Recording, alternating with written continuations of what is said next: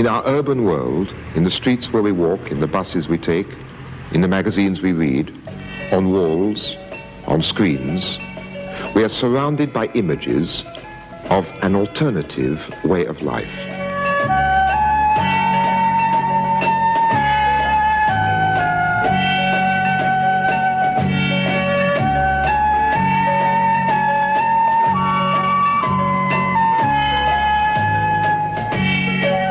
We may remember or forget these images, but briefly we take them in, and for a moment they stimulate our imagination, either by way of memory or anticipation.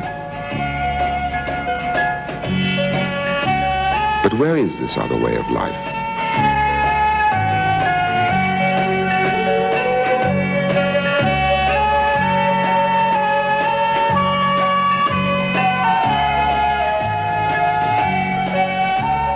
It's a language of words and images which calls out to us wherever we go, whatever we read, wherever we are.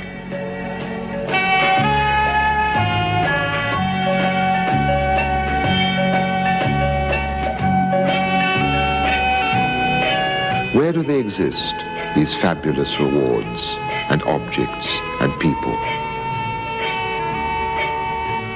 Where do they belong to? Here, there, or nowhere. They come with us everywhere. We take them away in our minds.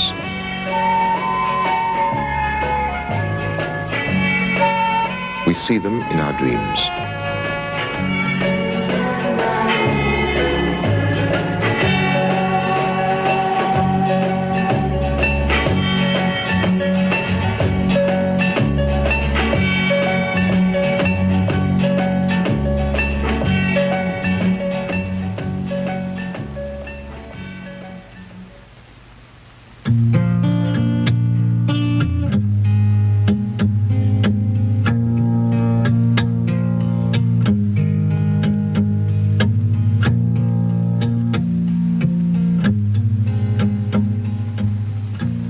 Publicity proposes to each of us in a consumer society that we change ourselves or our lives by buying something more. This more, publicity persuades us, will make us in some way richer, even though we will be poorer by having spent our money. And publicity persuades us of this transformation by showing us people who have apparently been transformed and are, as a result, enviable. This state of being envied is what constitutes glamour. And publicity is the process of manufacturing glamour. Come forward more. Glamour is supposed to go deeper than looks, but it depends upon them utterly. Glamour works through the eye and the mirror. Oh yes, this is all over what we do. Well, Oliver, I'm not a professional hairdresser.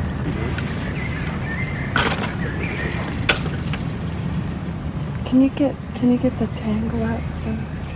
Glamour is for everybody who believes they can be glamorous, or perhaps more accurately, for everybody who finds that they cannot afford not to be glamorous. Yes. Keep the fringes free, Oliver. The setting in which glamour is here being created is an old one, a large country house now turned into a public park. These parklands and trees were once laid out in the same spirit as the landscapes in oil paintings, in which idealized nymphs and goddesses played.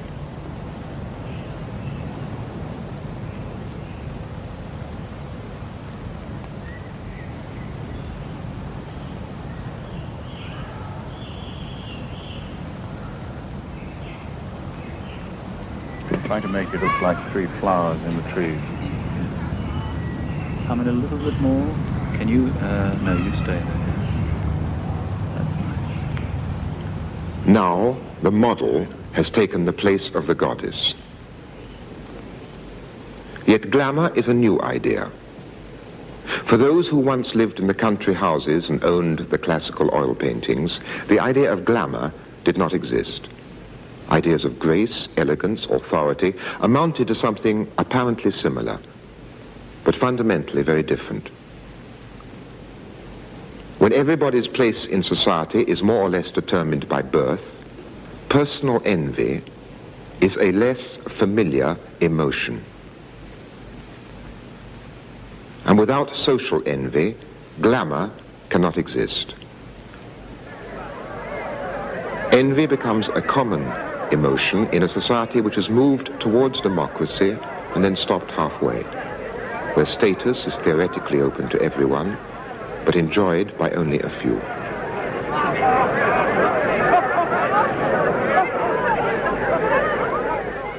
Glamour is new, society has changed. But the oil painting and the publicity image have much in common. And we only fail to see this because we think of one as fine art and the other as commerce. Sometimes publicity impersonates a painting. Boys are posed to match the boyhood of Raleigh.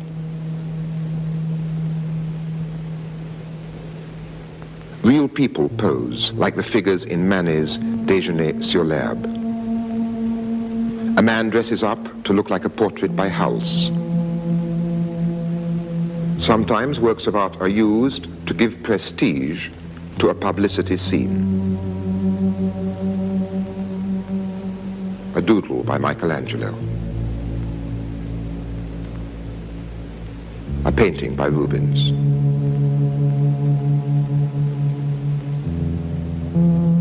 A painting by Dürer. A whole sea by Hokusai. Usually the references to art are less direct. It is a question of publicity echoing devices once used in oil painting, devices of atmosphere.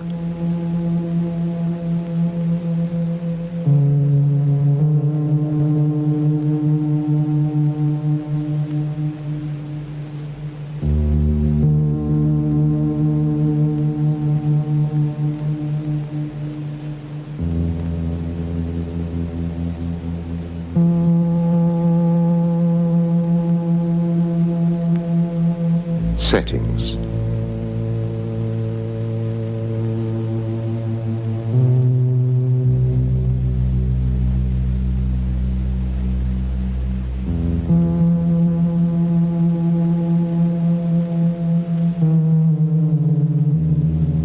Pleasures.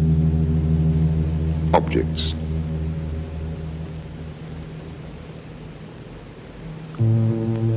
Poses. Symbols of prestige.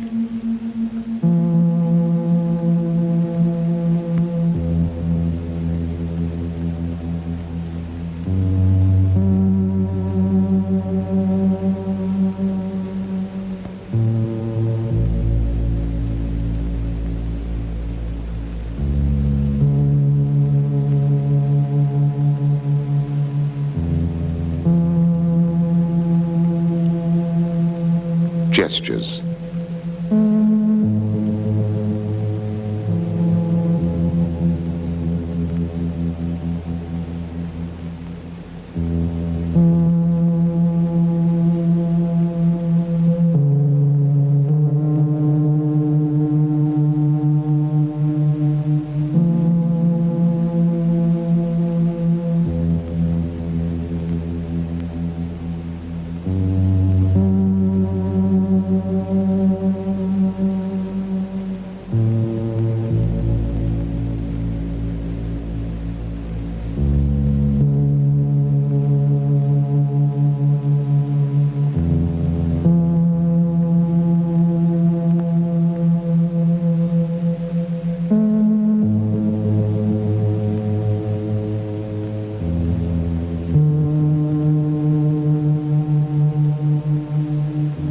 Signs of love.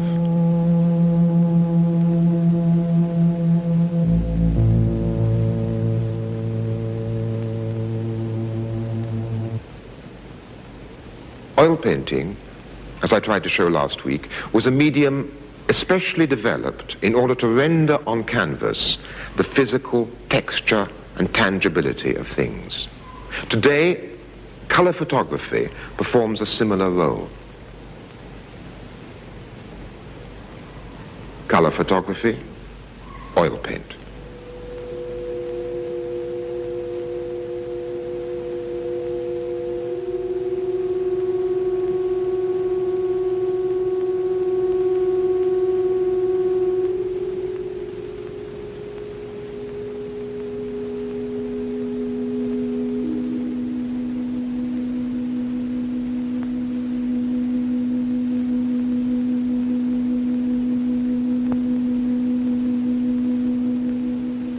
Publicity and oil painting use many of the same references and celebrate the same qualities in things, share many of the same ideals, all of them related to the principle that you are what you have. Their purpose and their effects, however, are very different. The oil painting showed what the owner was already enjoying among his possessions and his way of life. It consolidated his own sense of his own value. It enhanced his view of himself as he already was. It began with facts, the facts of his life. Of course, there were other facts which it didn't take into account. Where did the owner's wealth come from? The exploitation on which his wealth was based was not shown. But what was shown did at least correspond to the condition of his own life.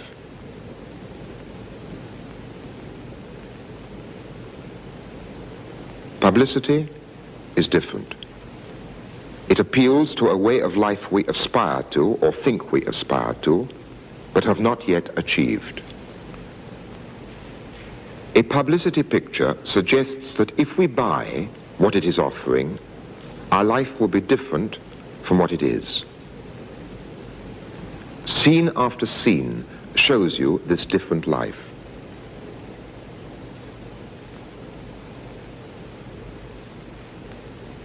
Not only will our home be different, but all our relationships will become radiant because of our new possessions.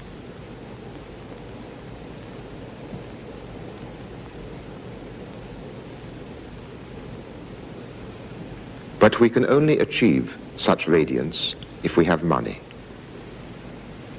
And so publicity also works on our anxieties about money.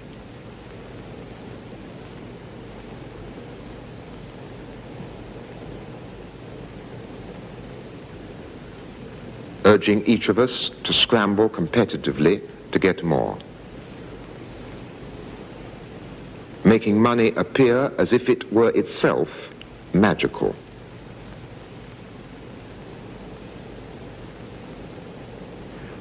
This may persuade a few people to use a bank credit system despite the very high rate of interest. But what is more important is that it promotes the illusion that a man's ability to consume is directly related to his sexual virility.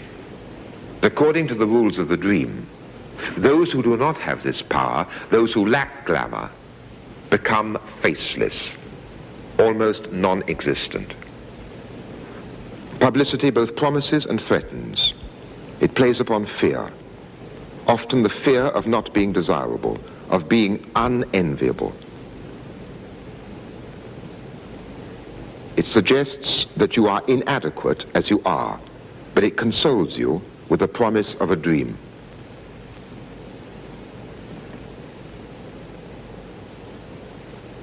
Behind the dream are the working lives of the very people it addresses.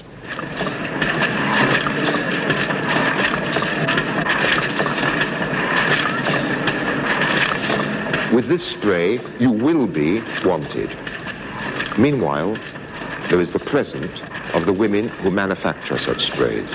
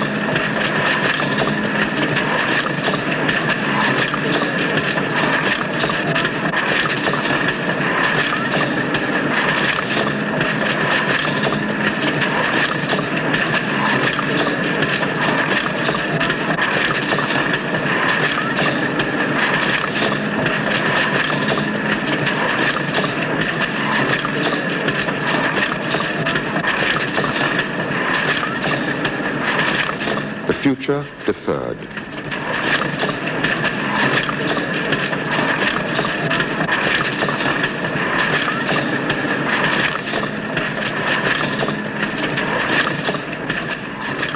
Meanwhile, the interminable present.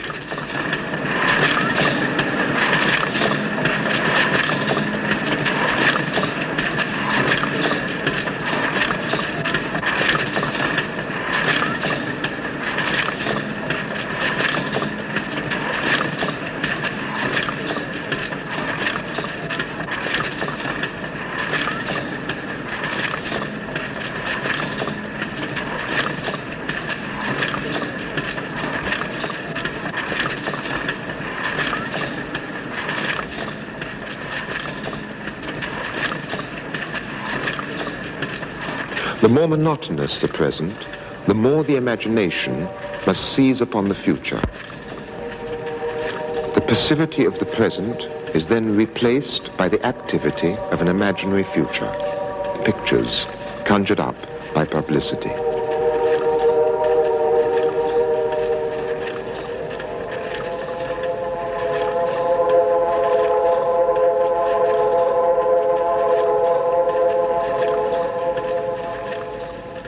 The imagery may be public, but the dreams are intimate. Here are three such dreams. The dream of later tonight. You are part of the good life they smile at. They are part of the good life you smile at. Everyone is surrounded by what brings pleasure, but it is you who will bring the greatest pleasure of all.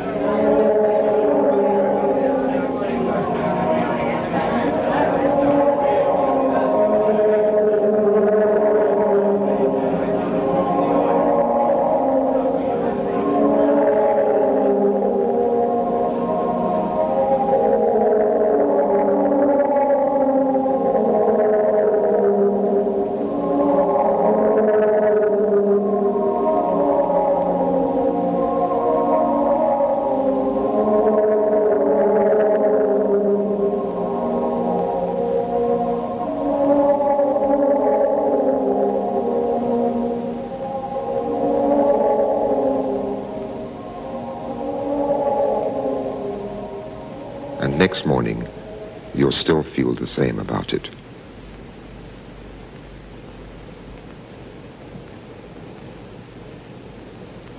The skin dream.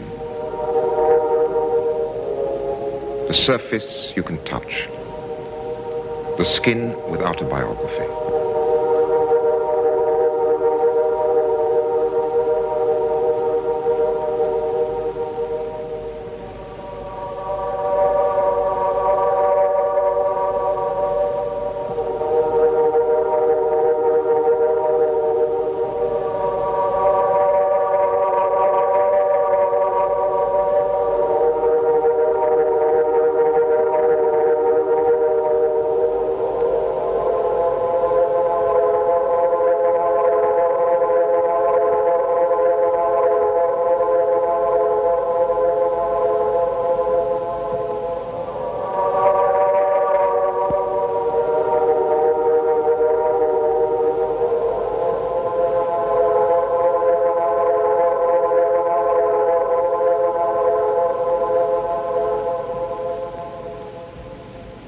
The dream of a faraway place, to lie down on a bed alone, to allow one's thoughts to pass through the light of the window, to travel elsewhere, conjuring images. Distances without horizons.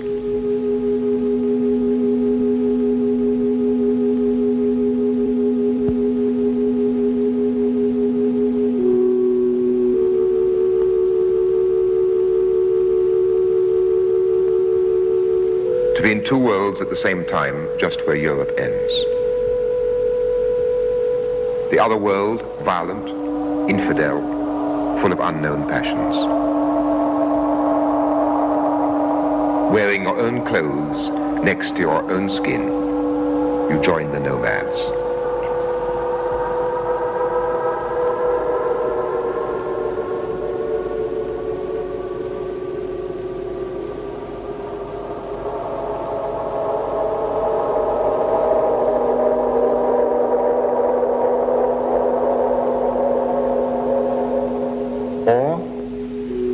go north to ancient castles, an age of chivalry, of romantic love. It is dawn. You are innocent, you are pure, you are ready to travel again. Publicity works on the imagination, but it does something else too. Because publicity pretends to interpret the world around us and to explain everything in its own terms, publicity adds up to a kind of philosophical system.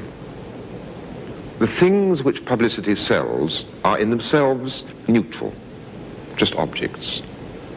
And so they have to be made glamorous by being inserted into contexts which are exotic enough to be arresting, but not close enough to us to offer a threat.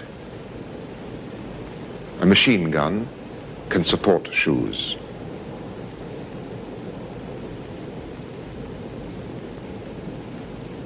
Revolution can be wrapped around anything. In this way, publicity abuses the realities of public figures and events and struggles in other parts of the world. Sometimes this reality and this unreality confront each other, and then we are faced by a contrast which is incomprehensible. Look, I open a copy of the Sunday Times color magazine. Aramis is an attitude. It is not merely proposing a new shaving soap. It is proposing, as it says, an attitude, a life, a civilization. The highest value of this civilization is the individual ego. Pimm's tastes every bit as good as it looks and is easy to drink, which is sometimes hard for us to live with, because we wouldn't want people to think the chords it strikes are all meek and mild-mannered. So, when you're through with your first half pint of Pimm's, stand back and see how you look, and face the hard truth. That song may have ended, but the melody is lingering on. I turn the page. These are photographs of refugees from East Pakistan fled to West Bengal.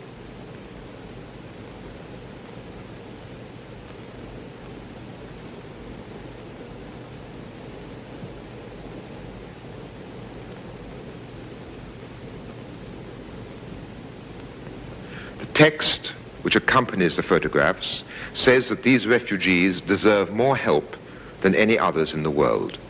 The writer appeals to the public conscience. But if I turn the page again, the inadequacy of such appeals becomes obvious. The words and pictures on these pages all appear to be real and all belong to the same language. The text, the photographs taken in Pakistan, the photographs taken for the publicity, the editing of the paper, the layout, the printing, all are elements of the same culture, our culture. Yet between each page, there is such a fissure, such a disconnection, such incoherence, that one can only say this culture is mad. On pages like these, reality itself becomes unrecognizable. It is difficult in this clamor to explain why one set of victims deserves more attention and more help than any others. There have been so many refugees in recent years. Aperitifs can be a bit sweet for today's taste, so a lot of people go to the other extreme and serve dry drinks that taste of nothing. What do words mean when juxtaposed like this? What happens in East Pakistan, or for that matter Birmingham, any historic event anywhere, is always on the far side of the frontier of the publicity dream. What happens out there happens to strangers whose fate is meant to be different from ours. What happens in the dream is meant to happen to us. Things happen after a Badidas bath.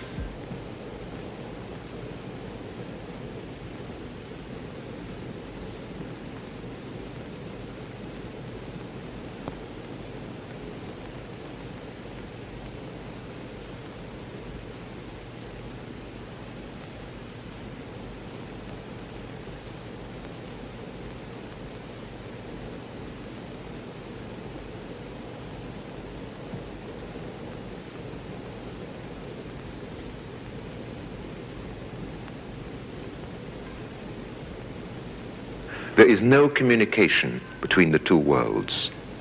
Their contrast is beyond understanding, unless one takes a world political view.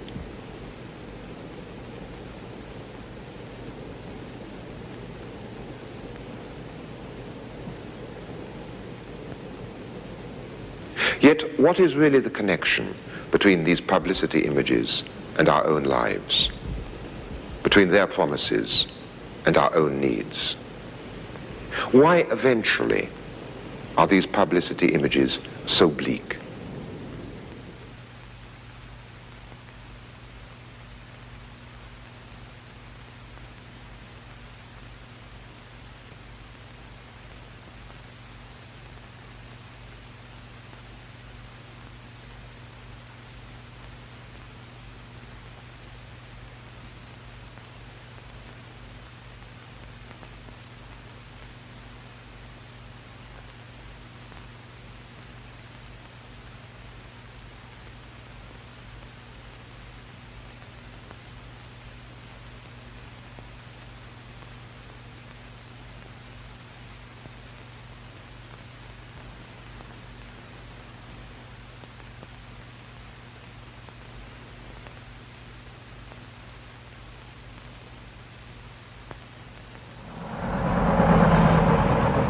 What surrounds these posters?